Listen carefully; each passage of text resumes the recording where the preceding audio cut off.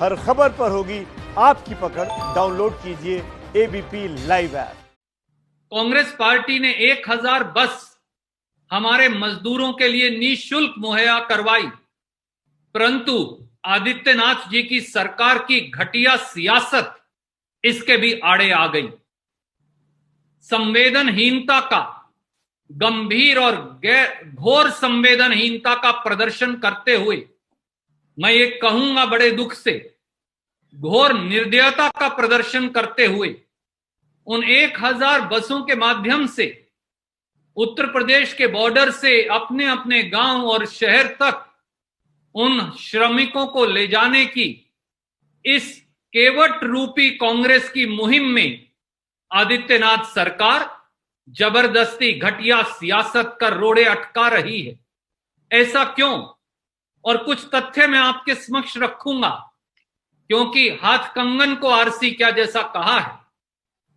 16 मई 2020 को, और ये पत्र मैं आपको भेज रहा हूं, प्रियंका गांधी जी ने आदित्यनाथ जी को लिखा और ये कहा, एंड आई कोट, लाखों की संख्या में उत्तर प्रदेश के मजदूर देश के कोने कोने से पलायन कर वापस लौट रहे हैं। सरकार की घोषणाओं के बावजूद पैदल आ रहे इन मजदूरों को सुरक्षित उनके घर तक पहुंचने की कोई व्यवस्था नहीं हो पाई है। प्रदेश में अब तक करीब 65 मजदूरों की अलग अलग सड़क दुर्घटनाओं में मौत हो चुकी है। पलायन करते हुए बेसहारा प्रवासी श्रमिकों के प्रति कांग्रेस पार्टी अपनी जिम्मेदारी निभाते हुए 500 बसें गाजीपुर बॉर्डर गाजियाबाद और 500 बसें नोएडा बॉर्डर से चलाना चाहती है, अनुमति दी जाए। ये पत्र प्रियंका गांधी जी ने 16 मई को लिखा। 48 घंटे तक आदित्यनाथ जी ने मौन धारण करे रखा, एक शब्द नहीं बोला। 48 घंटे के बाद 18 मई को एक पत्र लिख दिया उनके एक सचिव ने, अपर मुख्य सचिव ने, और कहा कि मजदूरों के संदर्भ में हम आपके प्रस्ताव को स्वीकार करते हैं, आप ड्राइवरों की लिस्ट, उनके फोन नंबर और ड्राइविंग लाइसेंस दीजिए।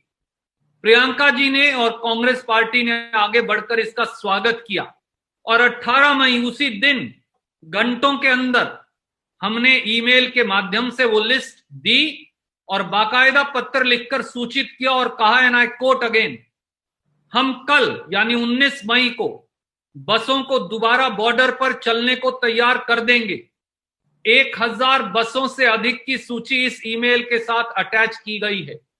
1096 बसों की सूची हमने दी और कहा इनमें से कुछ चालकों का दोबारा वेरिफिकेशन कर उनकी सूची भी कुछ घंटों में आप तक पहुंचा देंगे। 18 मई को हम ये पत्र लिखते हैं, पूरा दिन निकल जाता है, कोई जवाब आदित्यनाथ जी का आता नहीं। रात को 11:40 पर, साथियों समय देखिए, मंशा देखिए, दुर्भावना देखिए, निर्दयता देखिए, राजनीतिकरण देखिए, पक्षपात देखिए, संवेदनहीनता देखिए। रात को 11:40 पर वही अपर मुख्य सचिव चिट्ठी लिखते हैं और चिट्ठी लिखकर कहते हैं, रात को 11:40 18 मई 2020, कहते हैं इन बसों का फिटनेस सर्टिफिकेट, ड्राइविंग लाइसेंस के साथ इन सारी बसों को कल यानी 18 मई 11:40 रात को चिट्ठी लिख रहे हैं, सुबह 10 बजे वृंदावन योजना लखनऊ में उपलब्ध करवाएं। आप मुझे बताइए, रात को 11 बजे 18 मई को पत्र लिखकर कह रहे हैं ये सारी बसें फिटनेस सर्टिफिकेट, ड्राइविंग लाइसेंस के साथ सुबह 10 बजे लखनऊ में उपलब्ध करवाइए। यह है संवेदनहीनता और राजनीतिकरण और घटिया राजनीति की सोच। हम 2 घंटे के अंदर उनको वापस पत्र लिखते हैं। 18 मई को 11:40 रात पे यह पत्र आता है, 19 मई सुबह 2:10 पे, यानी 2 घंटे के अंदर हम पत्र लिखकर उन्हें कहते हैं कि अभी देर रात 11:40 बजे ईमेल पर आपका एक आकस्मिक पत्र हमारे प्राप्त हुआ, जिसमें आपने हमें 1000 बसें तमाम दस्तावेजों सहित लखनऊ में 10 बजे हैंडओवर करने की अपेक्षा की है। महोदय, संकट में फंसे प्रवासी मजदूर उत्तर प्रदेश की विभिन्न सीमाओं, खास तौर पर दिल्ली उत्तर प्रदेश के बॉर्डर के गाजियाबाद, नोएडा जैसी जगहों पर मौजूद हैं। यहां फंसे प्रवासी मजदूरों की संख्या लाखों में है। मीडिया के माध्यम से इसकी विकट हालत पूरा देश देख रहा है। ऐसे में जब हजारों मजदूर सड़क पर पैदल चल रहे हैं, उत्तर प्रदेश के बॉर्डर पर आप लाखों का पंजीकरण कर रहे हैं, तब 1000 खाली बसों को उत्तर प्रदेश बॉर्डर से लखनऊ तक खाली ले जाने का क्या औचित्य है? कोई औचित्य नहीं। ये केवल समय और संसाधनों की बर्बादी होगी। 2 घंटे में हम ये पत्र लिखते और अगले दिन 11:05 पर जवाब आता है कि अच्छा, अब लखनऊ मत दीजिए, अब आप ये सारी बसें 500 बसें नोएडा और 500 बसें गौतम बुद्ध नगर में 12 बजे तक उपलब्ध करवाइए। बदनीयती की हद देख लीजिए। 19 मई 2020 को 11:05 पर पत्र लिखकर 12 बजे तक आप 1000 बसें मांग रहे हैं और उसके साथ 4 शर्तें लगा देते हैं।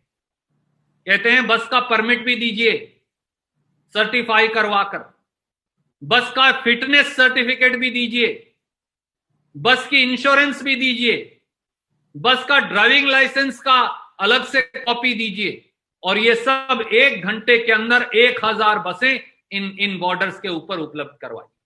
ये हालत है। उसके बावजूद भी हम 12:15 पर, यानी 1 घंटा 10 मिनट के अंदर फिर पत्र लिखते हैं और कहते हैं कि आपका पत्र 19/5/2020 11:05 सुबह मिला। इस संदर्भ में बताना चाहते हैं कि कुछ बसें राजस्थान से आ रही हैं और कुछ बसें दिल्ली से। 5 बजे तक हम सारी बसें उपलब्ध करवा देंगे और ये एक ऐतिहासिक कदम होगा अगर उत्तर प्रदेश सरकार कांग्रेस के साथ मिलकर सेवा का ये कदम उठाएगी। दोस्तों, साथियों, उत्तर प्रदेश की सरकार का व्यवहार देखिए। पहले कहते हैं, रात को 11:40 पर कहते हैं कि सुबह 10 बजे तक 1000 बसें लखनऊ लेकर आओ। जब हम उनकी इस बदनीयती को, संवेदनहीनता को, निर्दयता को पत्र लिखकर फिर उजागर करते हैं, तो फिर कहते हैं कि 1 घंटे के नोटिस पर अब नोएडा और गाजियाबाद लेकर आओ। जब हम नोएडा और गाजियाबाद लेकर गए तो उस समय बोले लखनऊ लेकर आओ। अब कहते हैं कि नोएडा गाजियाबाद लेकर आओ। अब हम 5 बजे तक वहां बसें ला रहे हैं और इस समय 500 के करीब बसें वहां दोनों बॉर्डर्स के ऊपर इकट्ठी हो गई हैं। 500 से 600 बसें इस समय मौके पर खड़ी हैं। तो प्रशासन कहता है कि हमें ऊपर से कोई सूचना ही नहीं आई। आदित्यनाथ जी, आप ये कहा करते थे कि नर सेवा नारायण सेवा है। अगर मोदी जी की रैली हो तो हजारों बसें उपलब्ध हैं, भोजन भी उपलब्ध है, पर जब उत्तर प्रदेश के गरीब साधारण मजदूर को सैकड़ों किलोमीटर नंगे पांव छाले लेकर, बच्चे को कोख में उठाकर, सामान पीठ पर लादकर, थके हारे भूखे प्यासे बगैर भोजन और दवाई के अपने घर वापस जाना हो, तो फिर प्रियंका गांधी वड्रा जी और कांग्रेस पार्टी के साथियों की बसें भी आपको मंजूर नहीं, उसके अंदर भी आप घटिया और सस्ती राजनीति करेंगे। इससे ज्यादा शर्म की बात किसी राजनीतिक दल और सरकार के लिए हो ही नहीं सकती। हमने लगातार सकारात्मक सहयोग दिया है कांग्रेस पार्टी की ओर से। 60 लाख लोगों तक प्रियंका गांधी जी के नेतृत्व में उत्तर प्रदेश में मदद पहुंचाई है।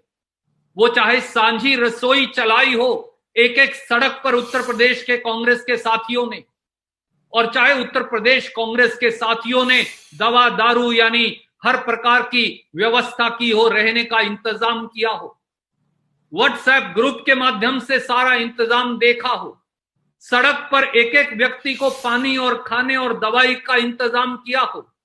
और आज जब हमारे लाखों भाई बहन घर वापस जाना चाहते हैं तो आप उनको सोशल डिस्टेंसिंग और कोरोना महामारी की परवाह ना करते हुए हजारों लाखों की संख्या में बॉर्डर पर पंजीकरण की बात करते हैं, और जब प्रियंका जी और कांग्रेस पार्टी के साथी बसें उपलब्ध करवाते हैं तो आप उसको भी दुत्कारते हैं। तो रणदीप सुरजेवाला निशाना साधते हुए योगी आदित्यनाथ के ऊपर सीधे सीधे यही कहना कि बसों को हमारी इजाजत नहीं दी जा रही है।